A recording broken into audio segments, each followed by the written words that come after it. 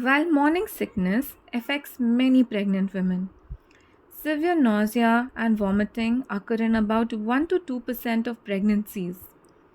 During pregnancy, a woman's blood volume increases significantly and she requires more iron to support the production of hemoglobin. On average, a pregnant woman needs about 27 milligram of iron per day compared to 18 milligram for non-pregnant women. After delivery, around 70 to 80% of mothers experience baby blues, which include mood swings, crying spells, anxiety, and difficulty sleeping.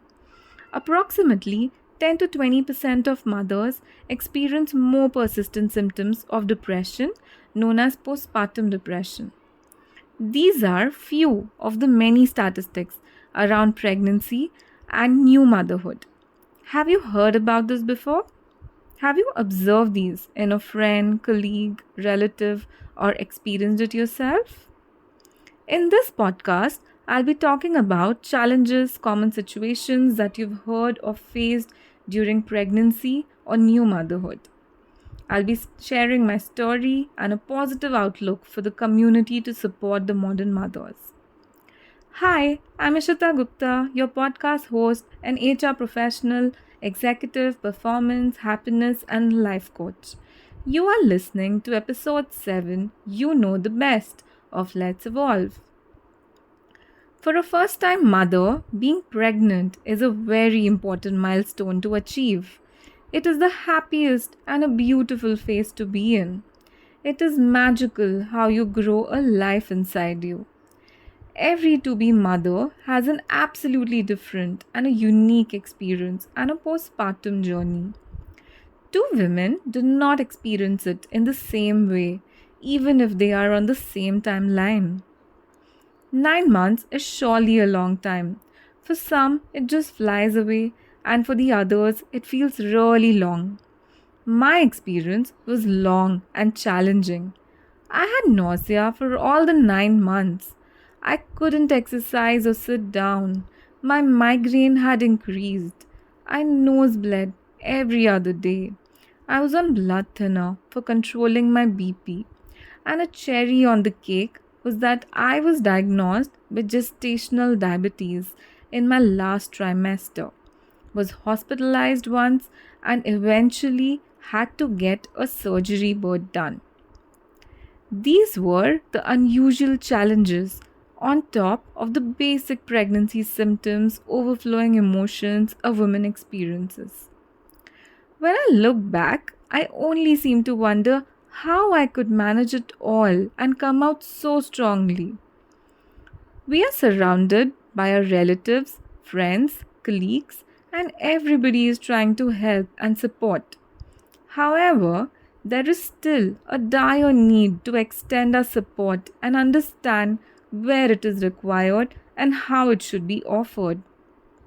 I was working till the 9th month amidst all the challenges, but work wise, I was blessed to have a good boss who was supportive and empathetic. I was also blessed to have support at home from my husband. But what about the others? Common statements or situations that modern mothers hear. You are weak. You need to get stronger. We used to handle much more than you. You do not need to go to office in this condition. This is just the beginning. You have so much to handle after the baby. How are you going to do it? Make sure that you do everything to get a normal delivery. Expecting a pregnant woman to behave or do things in the same way it was done many years back, like resting all the time and not exercising or enjoying. Modern mother's pregnancy is 10x times more difficult because of the lifestyle, environment, and various other factors. Every to be mother who's experiencing pregnancy for the first time is already going through a lot of things physically, emotionally, psychologically, and they need a good support system to sail through. Some of the ways you can extend support You can say positive words or statements to her to increase her mental strength. Please think before judging or advising. Extend your support at work by checking on her in intervals, and if she needs any extra support, you can offer to carry her laptop bag. You can also help her out with transport and escort her. Support in whichever way you can. All that matters is a little empathy. Let us move to the next part of this episode: postpartum and early days of motherhood. I'll start with my story. During my postpartum, I had postpartum blues, just like any modern mother. I had the terrible first few weeks because of the C section and multiple other things. My baby was poked with a needle for 3 days to check for diabetes. His jaundice was above normal range, and we had to be hospitalized again after spending 5 days in the hospital.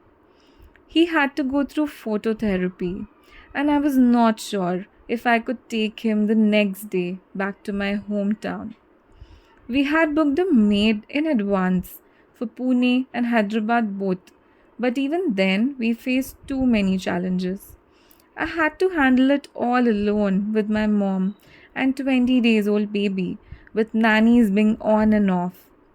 The positive side of this was that by the time I came back to Pune for my baby's third month, I was able to manage it all. You'll be surprised to know that my baby is 15 months old now, but he had a turnaround of 16 nannies. Yes, absolutely strange. Thank God for daycare. I would like to highlight here that a new mother takes another birth with her child being born. The day of delivery cannot change the beautiful aspect of a mother bringing a life into this world. A modern mother goes through a lot of emotional, physical, and mental changes. As much as the baby needs support, the mother needs too. Please remember to take care of the mother as much as you would for the tiny human. I have conversed with so many mothers and realized that they doubt themselves so much on everything initially. They are trying to figure out how to be a mother, a good one, how to handle all the changes. Nothing, I repeat, nothing remains the same for them, and every other individual around them has the same routine and life to continue with. Yes, it is life transformative. I have identified some ways how you can support them. Do not make her feel bad about delivering through surgery or any other way she has delivered. Please do not make that a topic of discussion when you announce the arrival of a baby to relatives, friends, or anybody. Along with the first 2 months, she needs more support, physical, mental, and emotional, till a long time to get back to her normal life. Address her with positive words, appreciate her. Please make her seek therapy if she has postpartum depression instead of telling her it is normal and it is not a big deal. You can offer help to the new parents by taking care of the baby for some time and allowing the new mother to rest, and by allowing the new parents to take a break and spend time with each other. Even if it is a 10-minute stroll or a drive, it'll make a huge difference to them. You can book a massage for her to make her feel better. Massages are really important for the new mother as much as for the baby. Raising a baby is a community's responsibility and not just the mother alone. Fathers should be more supportive as the baby is the responsibility of both and the mother needs their partnership too. If we make a support community for the modern mother, she will have more emotional, mental, and physical strength to take care of the baby and get back with internal happiness. A happy mother will lead to a happy family. All the modern mothers out there, quick tips for you. It is okay to not know things when you have a baby inside and not know it when you deliver. Time will teach you and also a little help. Whatever you do or choose for the baby, always remember that you know the best for the baby. It is okay to learn from mistakes. Sometimes it is you versus the world for the baby, and that is okay. You do not hesitate to take a stand. Whether you decide to store milk, feed mother's milk, formula, it is your choice, and nobody else has the right to be okay with it except you. Always keep you and your baby as priority, and the whole world will eventually understand.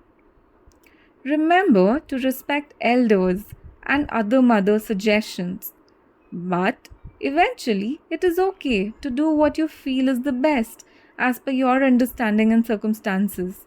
It is your journey after all. The last and the most important one. You are an individual, and it is okay to feel overwhelmed and needing a break. Please take out time for yourself and ask for help and support. You are your baby's whole wide world and the most important person. Take a little credit and smile away. Let me share a funny fact with all of you. I had told my husband and mother that I'm super hygiene conscious and I will do everything except changing diapers. But after I delivered, I did not even have the strength to get up on my own and wash my hands after multiple diaper changes. That's when it hit me that I'm a mother now. I wish to conclude with a quote for all the superwomen out there. Birth is not only about making babies, it's about making mothers strong, competent, capable, who trust themselves and know their inner strength by Barbara Katz-Rodman. I have completely changed after becoming a mother. Priorities have changed, thought process has changed. I want to leave you with this question today. How has it affected you? Think about it. If you feel connected to me and my podcast and it positively impacts you in any way, you can explore a coaching session with me by blocking my time on Calendly, attaching the link in the description. I support working women, working mothers, new mothers, executive and middle management employees, entrepreneurs, young and middle-aged individuals needing support with their personal and professional life. Extremely grateful if you have reached till here. Thank you for listening to my podcast. Please share, download, and subscribe to my channel. Let's evolve. Have a great day ahead.